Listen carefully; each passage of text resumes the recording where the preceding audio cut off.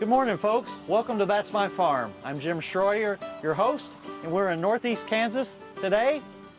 We're in western Doniphan County, just west of Highland, on the Jerry and Cheryl Jeschke farm. And in the background, you can see son Kyle coming over the ridge here, cutting soybeans this morning. So stay with us. We're going to be talking about their crop rotations of corn and soybeans and Jerry's involvement with the Soybean Commission. So stay with us. We'll be right back after these words. Closed captioning brought to you by Kansas Soybean Commission. The Soybean Checkoff Progress, powered by Kansas farmers. That's My Farm is brought to you in part by Tallgrass Commodities. Big enough to serve, small enough to care. Good morning, folks. Welcome to That's My Farm. I'm Jim Shroyer, your host, and we're in luck today because we're in western Doniphan County, west of Highland, and we're on the Jerry and Cheryl Jeschke farm. And thanks for having us this morning and taking time out, folks. So we're going to be talking about the family operation, and so let's start off, Jerry, with just kind of the little history of how you came to be farming this piece of ground. Well, I'm a fourth generation farmer from the Jeschke side of the family, and as I understand it, our ancestors came over from Germany, from the Prussia part of Germany. They went out to, first they went to Cook County, Illinois, and then they ended up out at Lynn in Washington County, where my great-grandfather farmed for a while, and then they ended up coming back here to Doniphan County. They had some friends in Doniphan County that suggested they come back here. It might be a good place to live, and they could be near some relatives they had back here. So they moved back, and this was probably in the early 1900s. And so our family has been in this area ever since. There's lots of Jeschkes around Doniphan County right now, and many of them farm or in ag-related fields. So as far as what we do now, the farm we bought was in 1977, and that's where we've been ever since. But there's a great article in the early Kansas Farmer from the 30s that show, right on the cover of the Kansas Farmer, show that house, and the title, the two-row planter, you know, speeds up the operation. I thought that was really interesting. Yeah, times have really changed, haven't they? Yeah. But that was a big deal back then. He went from apparently one row to two row, and it was the headline in the Kansas Farmer in 1930 that the farm we live on now, the guy that farmed it, was very progressive.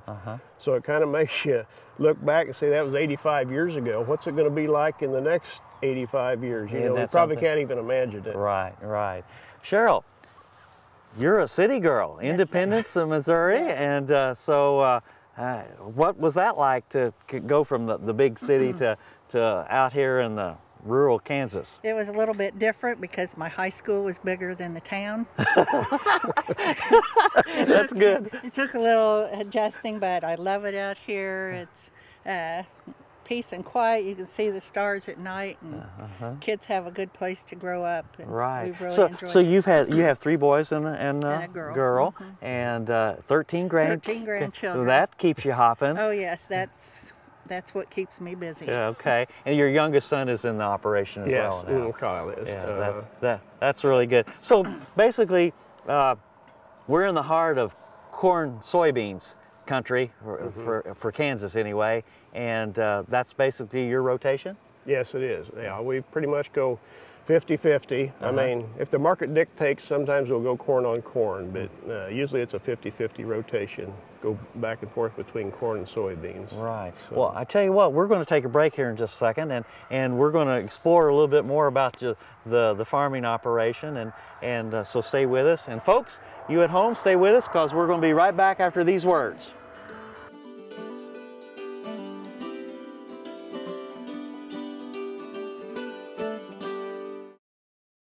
American innovation is being driven in places you might not expect by people like Brent Hayek, an Oklahoma family farmer, who recently set a world land speed record in a Ford Super Duty pickup truck powered by renewable B20 biodiesel.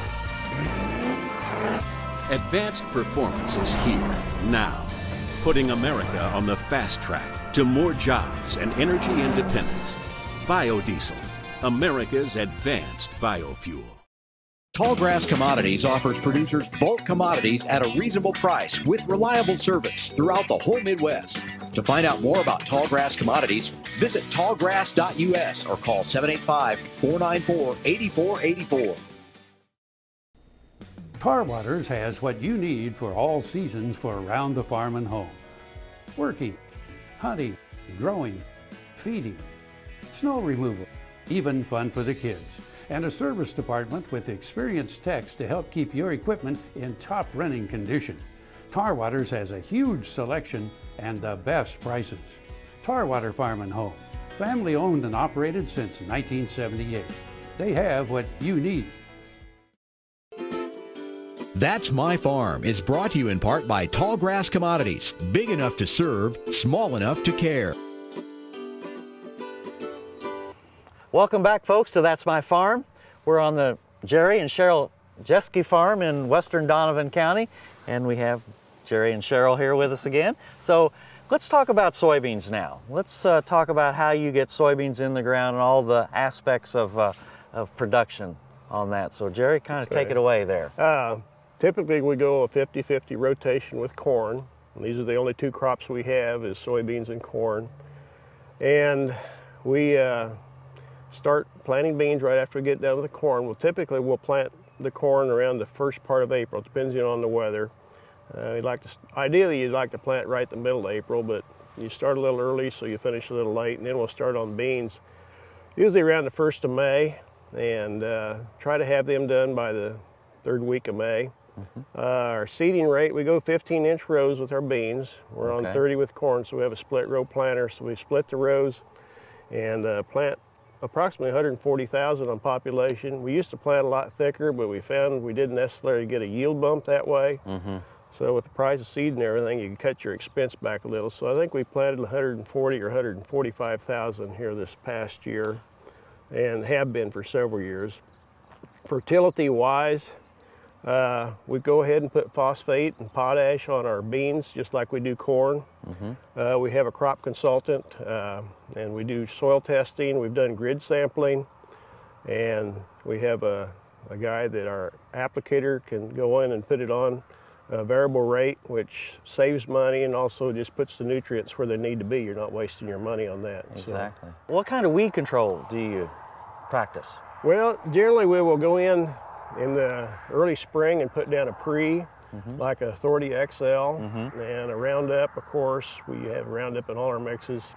We'll go in and spray that to kind of hold the resistant water hemp down, and pigweed, you know, the problems we have with resistant weeds anymore. And we'll spray that on early and let it lay, and then we'll come in and plant. And then we'll come in and post with, trying to think what we've been posting with. I know we've been using Roundup, and then we'll be using some other product like Cobra. I know it kind of burns the leaves back. It does but sting it does help eliminate the escapes out there. So basically we're still burning down. We've kind of reversed our chemistry back. It used to just be Roundup. Now we've had to mix things together. That's the reason for the resistant weeds. Well, let's just real quickly, you no-till quite a bit, but you use a vertical tillage operation right after corn. So talk a little bit about that. Yeah, we had been no-tilling all the time, and then we got so much residue, we get higher corn yields, and then you got the BT corn, which the residue doesn't decompose like it used to. And we go in and plant in the spring with the beans, and there's still that residue out there. And our row cleaners and apparatus we had on the planter wouldn't keep up with keeping the rows clean, and we couldn't get a good stand of beans. So we started running a vertical till machine from Landau, and it sizes the residue and leaves most of the residue on top. And we've had a little better luck with that. I know it's another Passover and may be more expensive. But you can get good depth of planting, good seed soil contact. It definitely helps, and I know not everybody agrees with that, but that's what works for us. So well, thanks for telling us a little bit about the soybeans, and we're going to come back to you here in just a second, so stay with us. And folks at home, stay with us. We'll be back after these words from our sponsors. Thank you.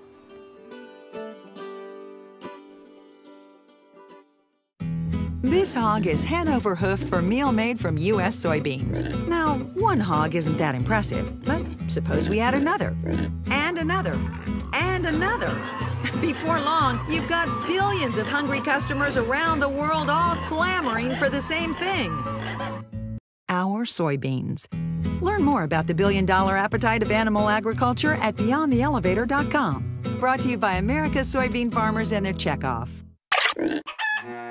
Hello friends, I'm Ernie Rodina. And I'm Dawn Dawson with the Better Horses Radio Show. For over 9 years, we've been bringing the Better Horses Radio Show to markets all across the Midwest. We talk about God, lots about horses. We talk about cows, we talk about horse health, we talk to top trainers, and we even talk about Roy Rogers. We're having a blast with Better Horses Radio Show and would love to take it to a market near you. So visit our website at betterhorsesradio.com and let us or your local radio station know you'd like to hear it in your area. The Better Horses Radio Show is unbelievable.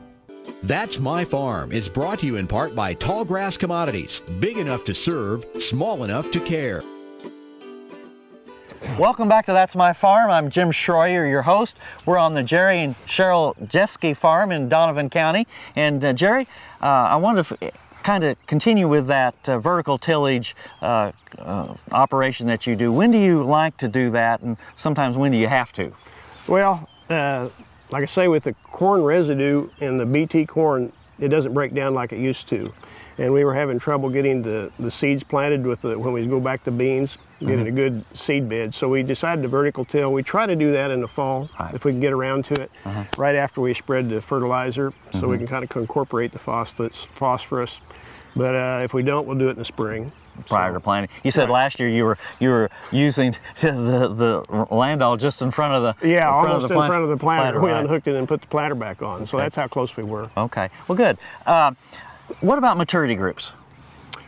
Typically mid-group 3s is what we plant around here. I mean, there's some early 3s that are planted, and then you get some up into the early 4s.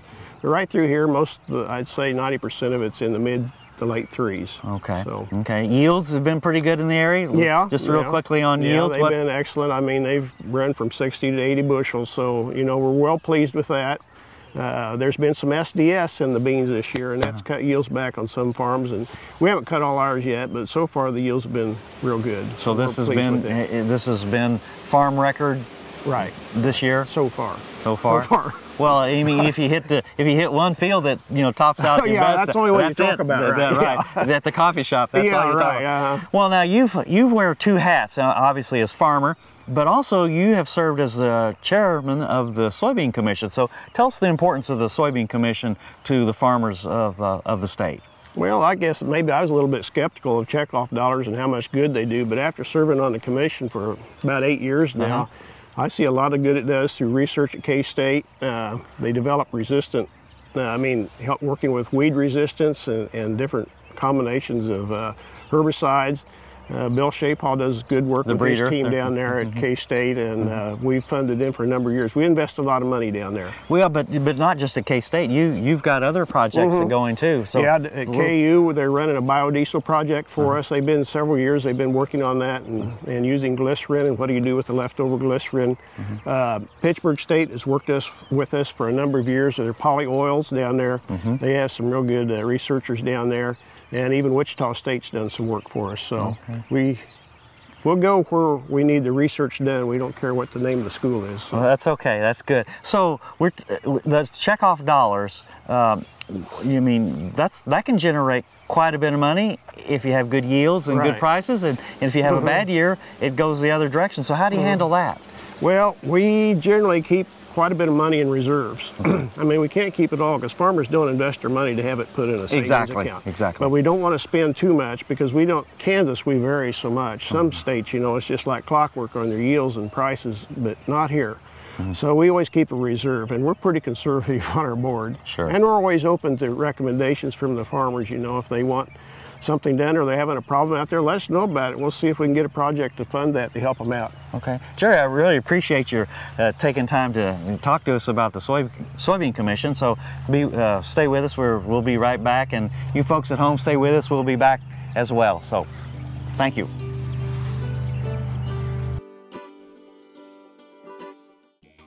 The Kansas Wheat Innovation Center in Manhattan is rediscovering ways to get improved varieties and new genetics in the hands of farmers faster. Grower-led and checkoff-funded research initiatives are bringing about positive change. This grassroots leadership provides a strong voice in Topeka and Washington, D.C. Now is the time to partner with Kansas Wheat in moving wheat forward. Kansas Wheat Commission and Kansas Association of Wheat Growers.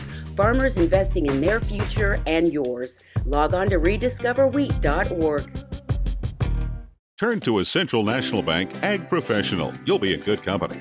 They'll help you track expense lines, manage variable input costs, assess ground agreements, pick a crop protection plan. These times demand Ag Professionals. Central National Bank. You could profit from what they know. Ag operations run better on Central Time. Central National Bank. Money for life. Member FDIC in your hometown since 1884. Soil is the life of a farm, and for 25 years, SureCrop Liquid Crop Nutrition has helped growers produce abundant quality crops while preserving and improving the soils they steward. SureCrop offers complete soil and plant analysis with cropping recommendations, delivery direct to your on-farm storage, and quality crop nutrition custom blended for your field. Choose SureCrop for the assurance of excellence for your soil. Call today or visit their website for more information. That's My Farm is brought to you in part by Tallgrass Commodities. Big enough to serve, small enough to care. Welcome back to That's My Farm. I'm Jim Shroyer. We're in Doniphan County on the Jerry and Cheryl Jeschke farm. And we've talked a little bit about soybeans and your work on the Soybean Commission. And so let's now talk about corn. Let's take a field of corn and start to finish there. So take it away, Jerry. Okay. Like I said earlier, we rotate 50-50 corn and beans. So this corn, like you see here, has been on old bean ground. And we don't do anything to the soil. We go in and anhydrous typically in the fall if we get it done. If we don't get it done... After soybean harvest. Right. Okay. And if we don't get it done, we'll do it in the spring. Right. And we generally put on roughly about 200 pounds of N. And then we'll also put on 1152 and whatever the... At planting time. Yeah. Well, yeah, we spread it on top. Okay. And then we do go down the row with pop-up sometimes, a 1034-0 with a little bit of zinc with it. Right. So most of it's spread with a spreader, and we have it grid sampled, so we kind of know what it needs, where it needs it, and we'll have it put on variable rate. Okay. Okay. So saves a little money that way and puts the fertilizer where it needs to be, and you don't over-fertilize or under-fertilize. Right. What about weed control?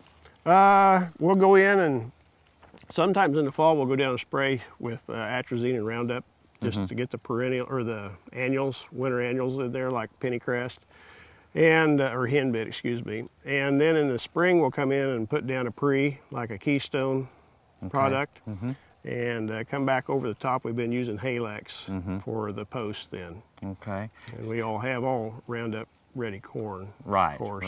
Right. What weeds are a big problem for you? Oh, like I say, water hemp and pigweed have been problems. Used to be sunflowers, cockaburs. I mean, you name it, we've got weeds out here. I don't know. We've got grasses and everything else, and you just got to control them. Right. And when you get a good crop, it helps shade it out. So we don't see many weeds that we've gone through here, been harvesting this fall. It looks pretty clean out there now. Looks real clean. Looks real clean. Yeah, it worked pretty good this year. And Mother Nature tells a lot about what kind of results you have with herbicides. Right. It got rain at the right time. Exactly. So let's talk about yields a little bit. I've been hearing good yields, and you were telling me that you've had some pretty good yields in soybeans. Yeah. So let's talk about corn yields. Well, you need to remember, price of corn's $3, and there's reason for that. And I think across the country the yields are way up, and the same is true here in Doniphan County and through northeast Kansas. We've had real good results here, and you know it's all over 200 bushel, and some of it's been way up there, and I won't even say what it is, but it's been real good. But you've been breaking records on farm records anyway this year. This is the best year we've ever had, yield-wise. Okay, good deal. What about hybrid maturities? Typically, most of ours run into about 111 to 115 day range. We plant full season varieties. I know there's some that are planted around here that have a little shorter season corn so they can get started early. They farm a lot more acres than we do, and gives them the opportunity to get started and spread their harvest out. So, but we pretty much stick with the longer maturities. We seem to have, they typically will yield better, but it doesn't dry down as fast, obviously. Right, so right. We're kind of between a rock and hard place with that sort of scenario. Well, Jerry, hang on with us here. Thanks for telling us a little bit about corn, and we'll be right back with you. And you folks at home, we'll be right back as well after these words from our sponsors.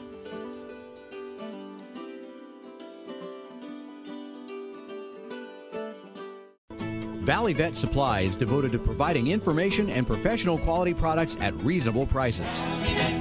ValleyVet.com, ValleyVet.com, Valley Vet Supply.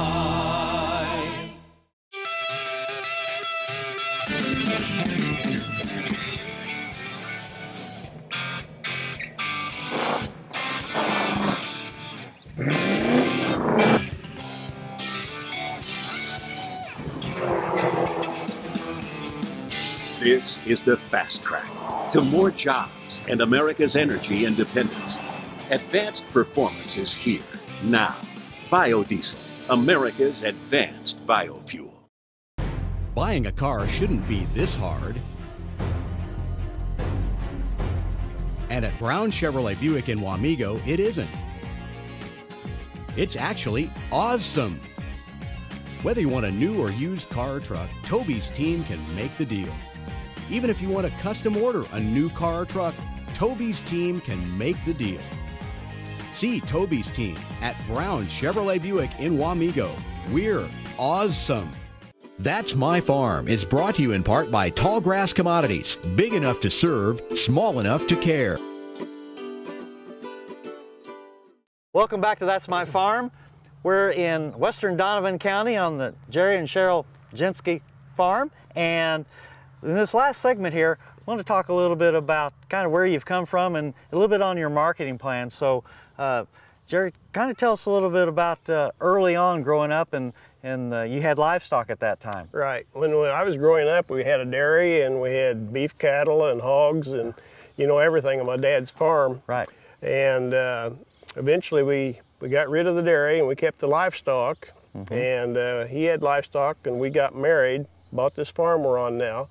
And it had 2 hog buildings on it, a finishing floor and a farrowing house. Right. So we farrowed to finish for 20 years, and eventually we got out of that. We was either have to build new or get out, so we got out. So now we're down to 6 ducks. Right, 5 ducks. The dog got one the other day. Okay. So we're down to five ducks on our farm, but we have no livestock. There's very little livestock in Doniphan County anymore. It used to be everybody had diversification, and now it's pretty much just a corn-soybean rotation. Right. So let's talk a little bit about marketing. You don't have a lot of storage, so tell us a little bit of how you market your corn and how you market your beans. Yeah, well, we have almost enough storage to store our beans. So we try to store our beans and then we'll have to market our corn. So we start marketing earlier in the year. We'll probably sell some cash early in the spring, and then throughout the summer, if you see you're going to have a decent crop, you might buy some puts and put under it, or establish basis, and that's what we've done this last year. We established basis early. We can see a big crop coming on. So at least we have a home for the corn now, and even though the prices aren't real good, the yields are up, so it's going to take the sting out of it. So Cheryl, tell us a little bit about how it is to have 4 kids growing up on the farm, and one of the boys back farming with you, and they've got grandkids, so that's a little bonus there. So tell us a little bit about that. Yeah, it was good raising kids on the farm. There was always something to do to keep them busy. Some chores. Yeah. In the earlier years, they walked beans. I don't think our youngest son had to do that because of technology, but they kept busy that way. You were saying at one time you could see just the hose above. The boys came walking down the road, but all you could see was their hose sticking out. Taller beans at those times than we have now. Yeah. Right. And now we have 13 grandchildren, and a couple 3 right over there. Yeah, and most of them aren't too far away, so that's good. That's a bonus for you. That's good. Well, folks, I really appreciate you taking time to share with us your operation and some insight in Northeast Kansas. And folks, home, thank you as well for joining us on this issue of That's My Farm. And don't forget, stay tuned next Friday for another segment of That's My Farm.